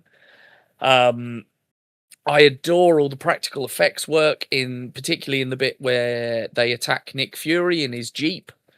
Like, a lot of that is practical stunt work and actual, cars being blown up and flipped and stuff like that, and then just CGI embellishments around it to sell it a bit further. Obviously, it's also back in the day when the Marvel effects teams had time to make sure that all the visual effects looked really good. So all the end stuff with the Insight helicarriers and the Triskelion being effectively brought down at times, it all looks so good, because they had the time back then to actually make sure it got finished. The lift fight sequence is just, again, it's a rent-free thing that lives in my head. It will always live in my head. I fucking adore that sequence. And it's everything. It's the character, it's the build-up to it, where people keep getting in the lift and Cap's getting a little bit more suspicious as it goes along. And then the bit where he just goes, before we get started, does anyone want to get out? And then we kick off. And the way it ends and how he gets out of it. Oh, God, I fucking love this movie. Yeah, honestly, it's really hard to look at, objectively, however you want to say it. But for me, genuinely, 2014 may have been the best year for Marvel films, because we'll get to the next one. Yeah. We'll get to the next one soon enough, and my ravings about that. But Jesus Christ, when you look at the two compared to one another, polar opposites in storytelling, in feel, in how it was shot, all of that, yet in the same universe. And I think that's one of the things that really takes me into this area of, all comic book movies are the same. Look at these two films from the same universe in the same year and tell me that they're the same. Any film, or at this point, any film that they're doing, and you suddenly go, do you know who we're going to bring into it? We're going to bring Robert Redford into it. I'm sorry, what now? Yeah. You've just added a little. It's big old. You've added a big old tick into the fucking cool factor. I'm sorry, you got Robert fucking Redford into a pissing Marvel film. Not only that, you got him to play the duality of the good guy who's revealed to be the bad guy. Yeah. Saints alive. I can't thank you enough for giving us that opportunity, because the guy was slowing down in his career, and this is like one of the last big films that he ever did. And my God, what a film to go out on, Yeah. No, I totally agree. He like you say, he brings so much to it. I love Sebastian Stan, because again, my introduction to Cap was Ed Brubaker's run on Captain America that led up to Civil War, and I bought it as a 25 issue omnibus that collected the first 25 issues of that comic, and all of what we see in this film is from that book. It is Ed Brubaker's run that reintroduced Bucky, made him the Winter Soldier, gave him all the history. Like it is that run brought to life, which is another reason why I think I love it so much, because it is everything I loved about that comic book in movie form.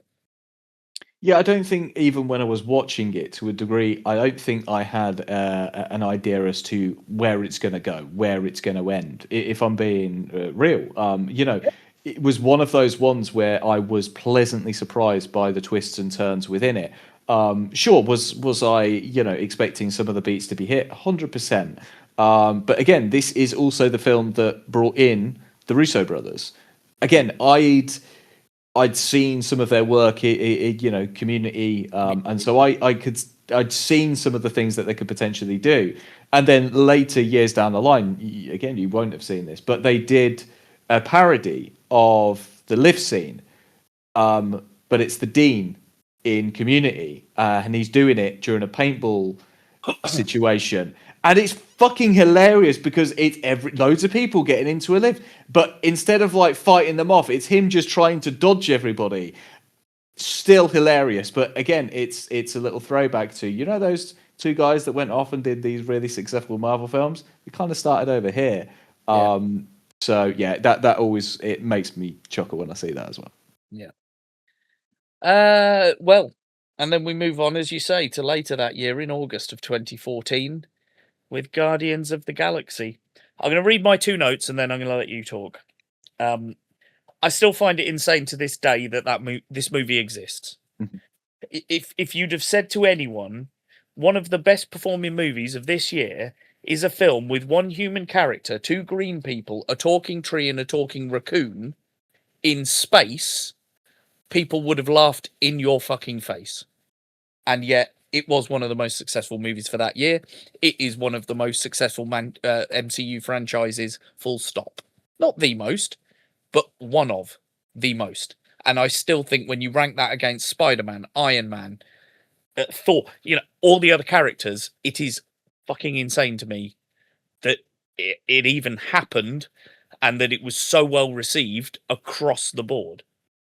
The soundtrack obviously goes down in history in my book. It is one of my favorite movie soundtracks of all time. The amount of songs that I did know on it that I loved, and then the new stuff he introduced me to, and the James Gunn of it all. I was a fan of James Gunn before this. I was a big fan of Slither. That was one of my favorite sort of comedy horrors of the time.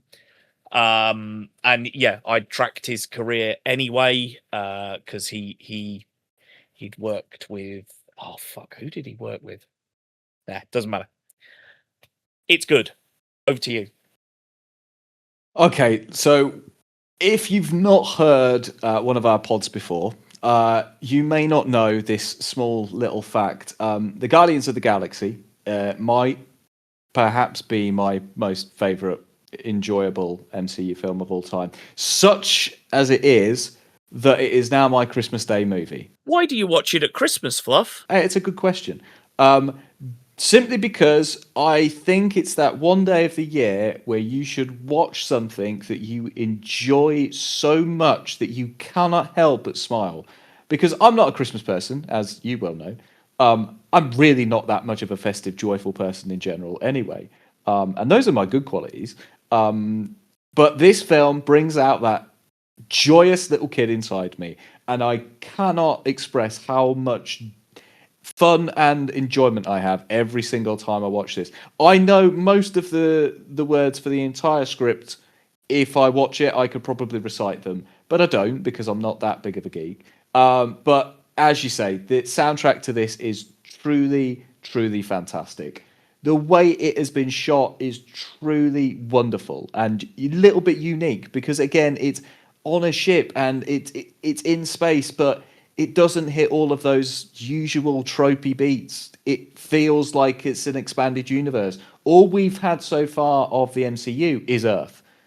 This is it. Well, I suppose. Okay, that's in Asgard and Earth. Mm-hmm. This is that kind of stretching out a little bit.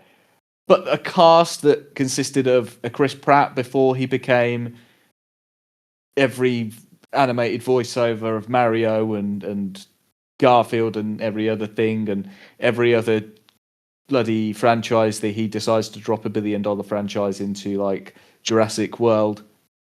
Go and listen to a previous podcast if you want to learn more about that. Zoe Saldana, the blue girl from Avatar, has decided to become the green girl in Guardians of the Galaxy. Our favourite wrestler turned actor, Mr. Dave Bautista, who at one point walked for miles inside this pit of danger. He did. Vin Diesel as Groot, just saying, I am Groot for the entirety of it. And then becoming Baby Groot by the end. We are at the end? Yeah. He does get to say 4 words, doesn't he? Because he gets to say... we are, sorry, Groot. yeah. Right at the end, he says, we are Groot, doesn't he? Yeah, so 4 words. Yeah, okay. Bradley Cooper as Rocket again. I mean, it's brilliant. These are some of like the big guys in Hollywood that you would not have expected to be some of these characters in this film. The wonderful Lee Pace. I love the man so very much. I think he's such a tremendous actor. And again, he really doesn't get to stretch his wings as Ronan. But at the same time... That'd be my only criticism, is that it is a weaker Marvel villain. Yeah. It's like if they wanted to bring back and revive any of the villains, he'd be a great one to bring back. I'd love to see them do another version of him. But again, Michael Rooker as Yondu, somebody who everybody bloody falls in love with. Karen Gillan is in there. I mean, the list keeps going on and on and on.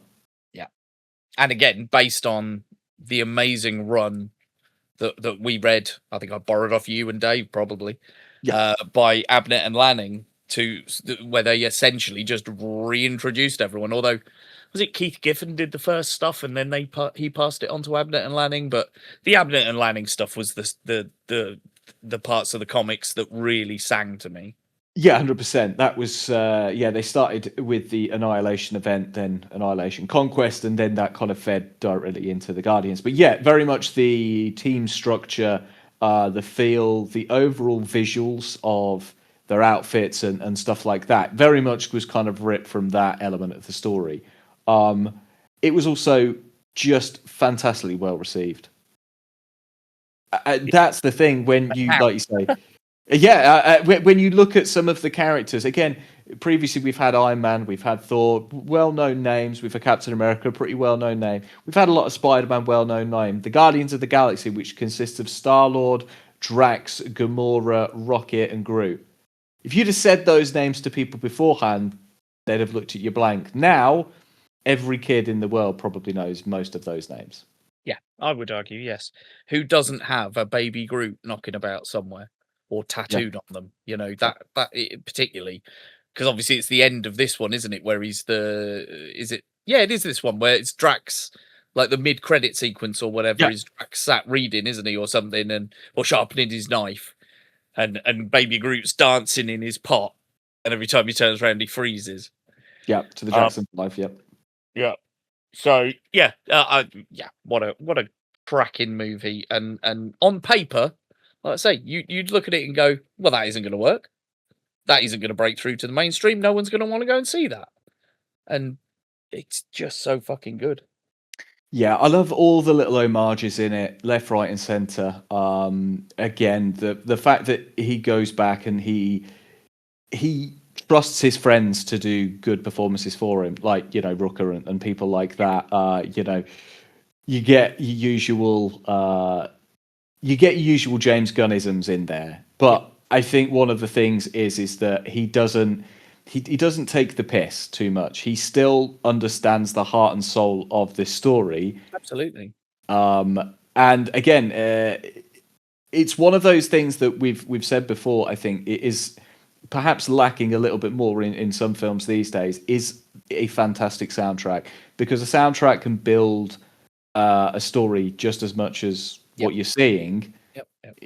And with this, I can listen to the beats of this soundtrack and remember every section of the film based on that.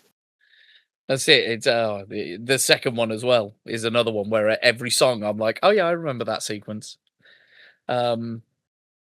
Yeah, and it's also it's impressive when you think about it, actually, that this is the one that actually had to do the first bit of heavy lifting and properly go, right, at the beginning of time, there were 6 bits of energy, and they formed the Infinity Stones, and you know what I mean?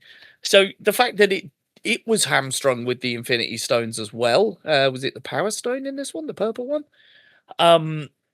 And had to do the right, okay, we're going to explain to people what these things are so that you can look out for them going forwards. You know, the fact that they managed to do all that and didn't let it detract from the story they were actually trying to tell, you know, again, speaks to Gunn's script writing ability. And obviously, again, at this time with Marvel, a lot of them were that, you know, they didn't necessarily go into production with finished scripts.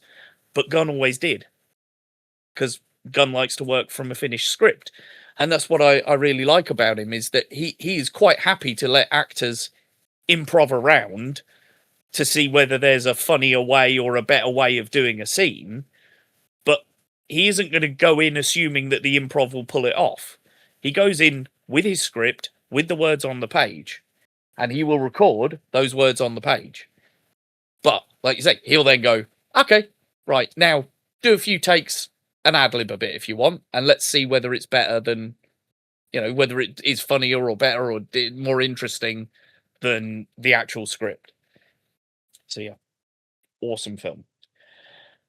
So the following year then, May 2015, was our second Avengers movie, Age of Ultron. It's another one that, watching it again with a modern lens, I actually like it more than I remembered. There's parts of it I really, really, really enjoy. It again is hamstrung in certain ways. You know, Thor has to bugger off halfway through it to go on a bit of a vision quest for reasons to push the wider arcs along a bit. But I do like it. I like that it's not as good as Avengers, because Avengers was first. But it does have everything I liked about Avengers. I love the Iron Man versus Hulkbuster scene. It's fucking brilliant.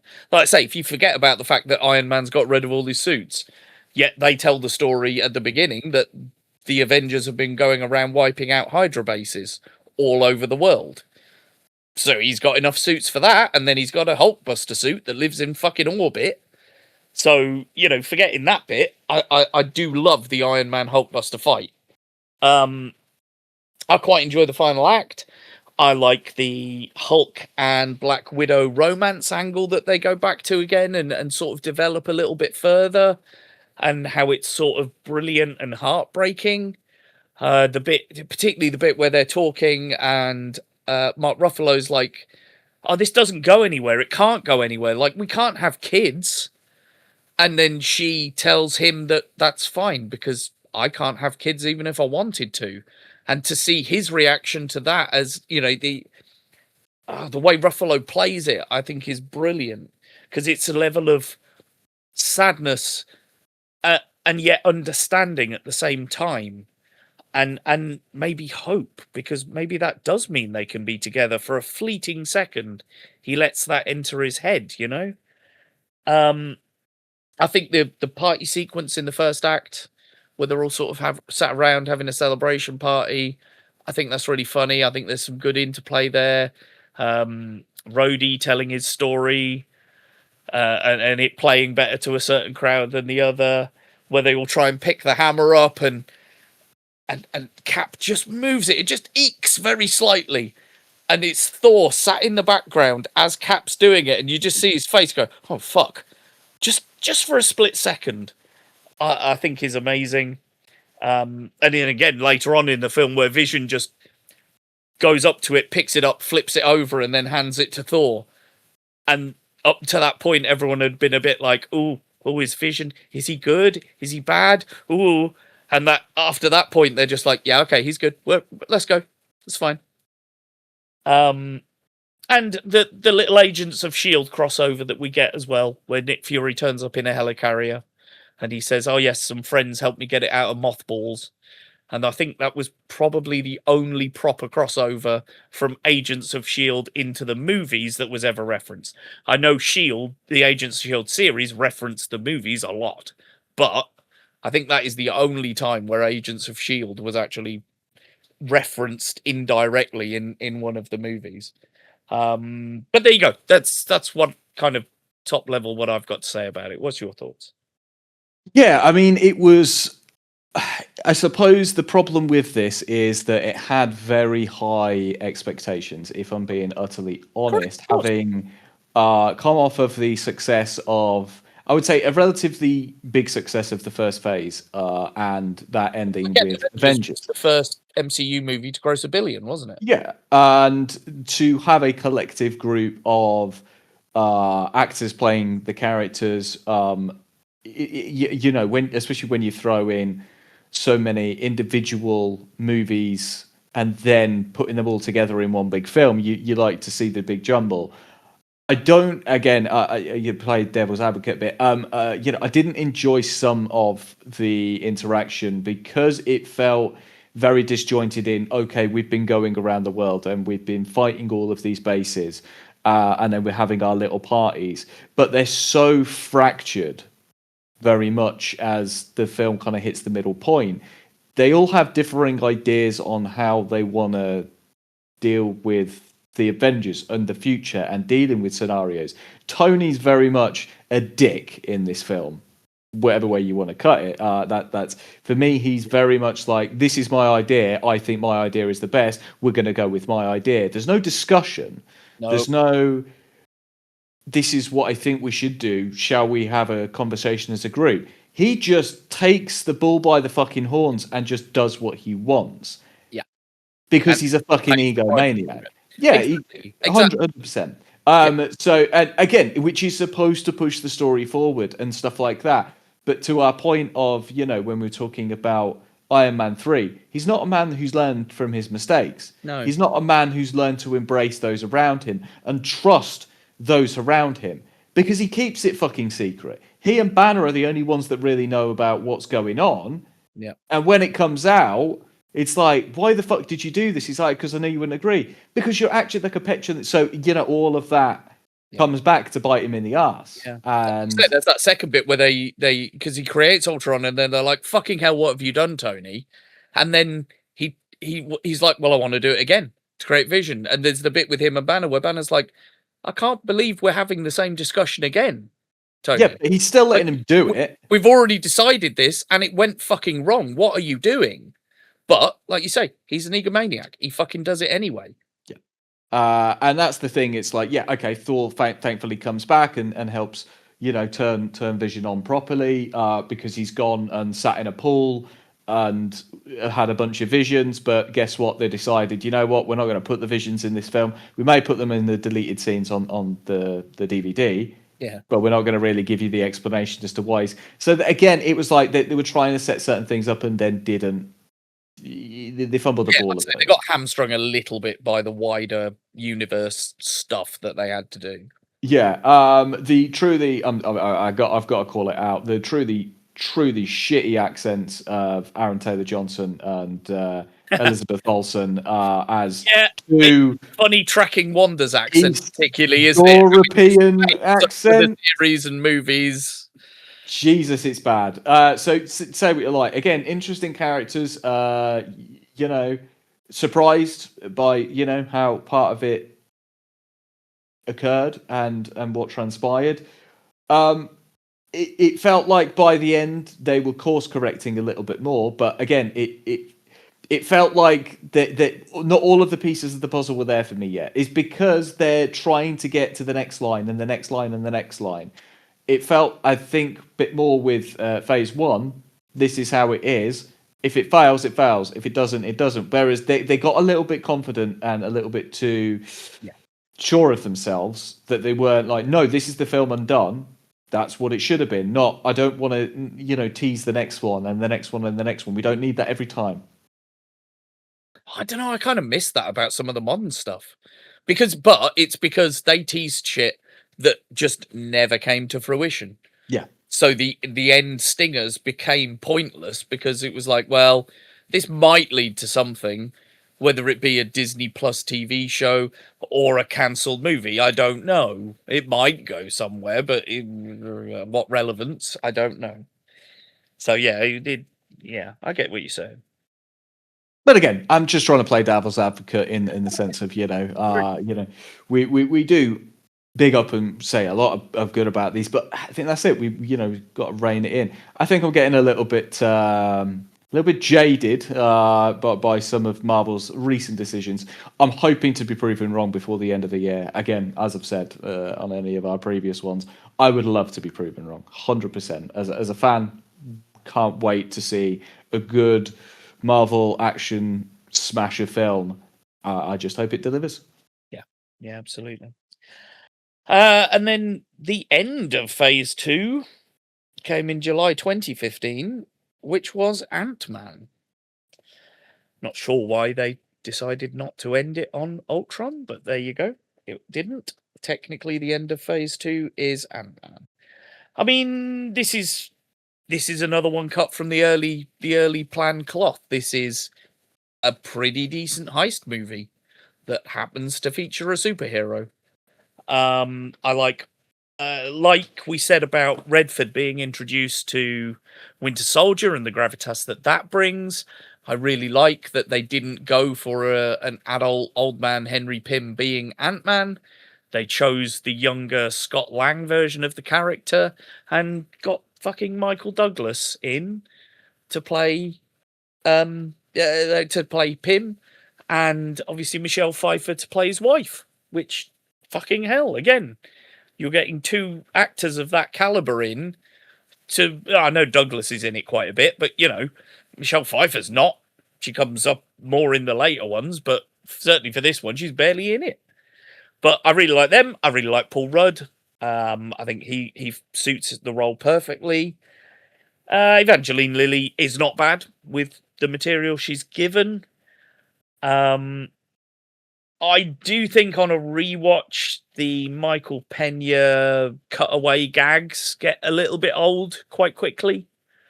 I didn't think that the first time, but on rewatches, it's a law of diminishing returns for me. It annoys me a little bit more each time I watch it. And my overriding thought is I still wonder what Edgar Wright's version would have looked like. Yeah. I still kind of want to see what that would have looked like. Yeah, I'm not sure it would have had as much of the kind of crazy action-y sequences, maybe a little bit more slapsticky, maybe perhaps dwelling a little bit more on the size issue as opposed to dealing with a villain, which again, going back to previous comments that we've said, unfortunately this falls under the trope of a villain with the same powers as the hero.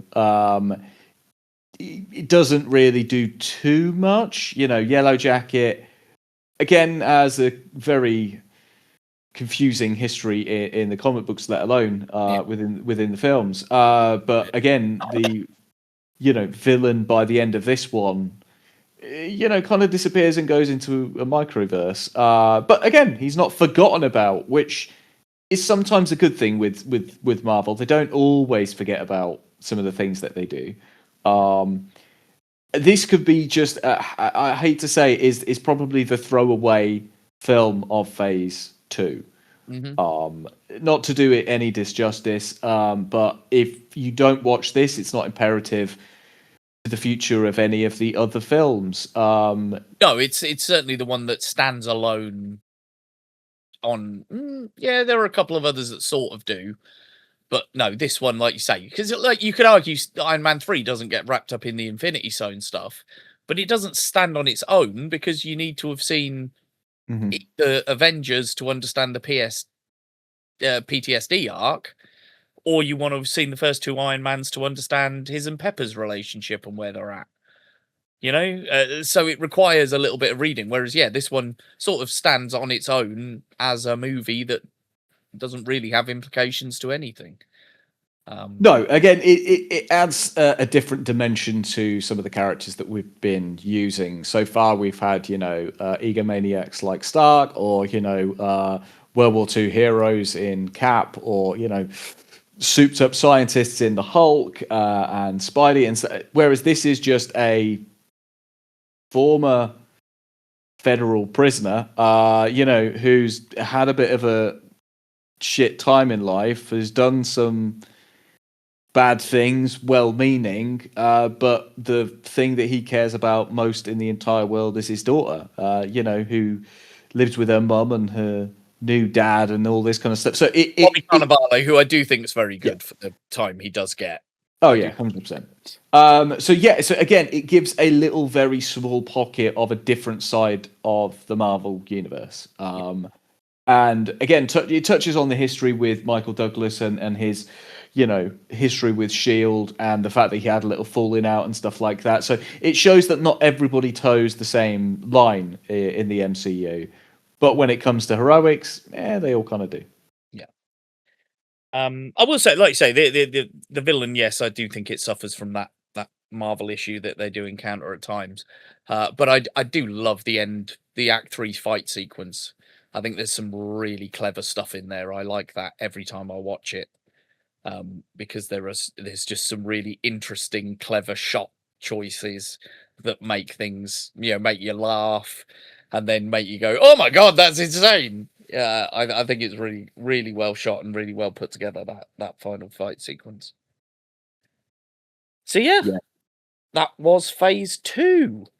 So to wrap it up, then. Let's put them in order from worst to best. Oh, okay. I'm pretty sure I know what your top will be. Yeah, easy. But what would be? Because I think, like, to me, one of these films I don't think is very good, but all the rest of them I do think are good films. I would watch any of them. Again, we're not into modern Marvel territory where I'd literally be like, I am never watching that film again. I have no reason to. I have no desire to. Like Iron Man 2. Yeah. I would quite happily watch. Yeah, I know everyone hates Iron Man 2. I don't hate it. I really like parts of it because the Justin Hammer, Sam Rockwell and Robert Downey Jr. playing off each other throughout the whole thing keeps it going for me. And I do love the fight sequences, particularly the Monaco one at the beginning, at the Monaco Grand Prix, and I quite like the end stuff as well. But we've already discussed that, so we won't stay on that. Go on. What would be bottom of the list for you? Sincerely. God, I'm going to have to say that probably out of all of them, while there are a couple of moments, as we've said, within it, and I think it does get a bit of a bad shake. I think the overall film itself is just it suffers, and it's Thor: The Dark World. Yeah, I agree. That's my number 6 too. It's Yeah. I'd say it's not that it's a terrible film. It's certainly not the worst Marvel film ever made. Now, looking back on it in 2026, at the time it was pretty much. I think everyone considered that, or like you say, Iron Man 2 to be one of the worst, whatever the worst Marvel movie was at that point. How little did we know how bad it could get. Yeah, and then I'm gonna go with Ant-Man. Okay, I've got Iron Man 3 in that position. Yeah, those two can, like I say, chop change. I think the thing for me that maybe just gives Iron Man 3 that edge is some of those big sequences, which are a little flashy and a little bit crazy. And I think that just, it shows Stark dealing with his PTSD. Although we don't really necessarily see him dealing with those effects after the film, it does cover significant emotional changes and significant developments within his own personality, even if they dismiss them later on. Which is not the fault of that movie. No, not at all. Iron Man's 3's fault that they decided to fucking undo all its good work. Yeah. What would you have him for then? So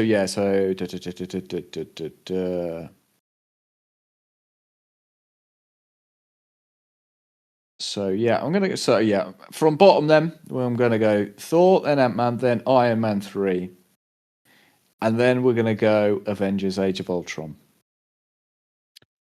So what? That's your 4. That'd be my 4. So my 4 would be Ant-Man. My 5. It's been a very long pod, ladies and gentlemen. You have to give us a moment when we've been doing it for so long. Knocking on the number of 2 hours. So, my 6 would be Thor. My 5 would be Iron Man 3. 4 would be Ant-Man. My 3 would be Ultron. Ultron is my third. Where you had we had basically Iron Man 3 and Ant-Man kind of switched around. Yeah. And then Age of Ultron, and then I would imagine our 1 and 2s might differ. I think they do too. Yeah. How I feel about a particular film, and I think I know exactly how you feel about a particular film. Yeah, so my Captain America Winter Soldier is 2, and of course Guardians is always going to be number 1 for me. Yeah, and mine would be Guardians in 2 and Cap in 1. Yeah, you're wrong, but that's fine. Yeah, it's subjective. It is all subjective. Why Guardians would be the best. I totally get it. It's one of those things, as you say, you have identified, you have Guardians has, I don't know how to say it, but you have some sort of connection to that film on a much deeper level than a lot of people do with any film, and I have that same level of connection, but with Winter Soldier instead. Yeah. It's the same thing, but we both are getting it for different things. And I don't know why. Is it because,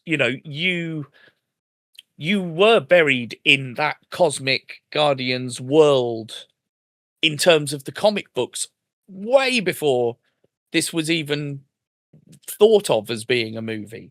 Yeah. And for me, I was so deep in the Cap, like I say, the Ed Brubaker run and that sort of stuff. And that was me starting to get back into Marvel Comics, and I picked up so many more books, and I started buying Cap monthly after that, and I read Civil War, and so I wonder whether it's that, because we've got such deep connections to the comic book source material, is that why these movies sit so strongly with us and leave such a strong impression? I don't know. Yeah, but to be the MCU of 2014 again.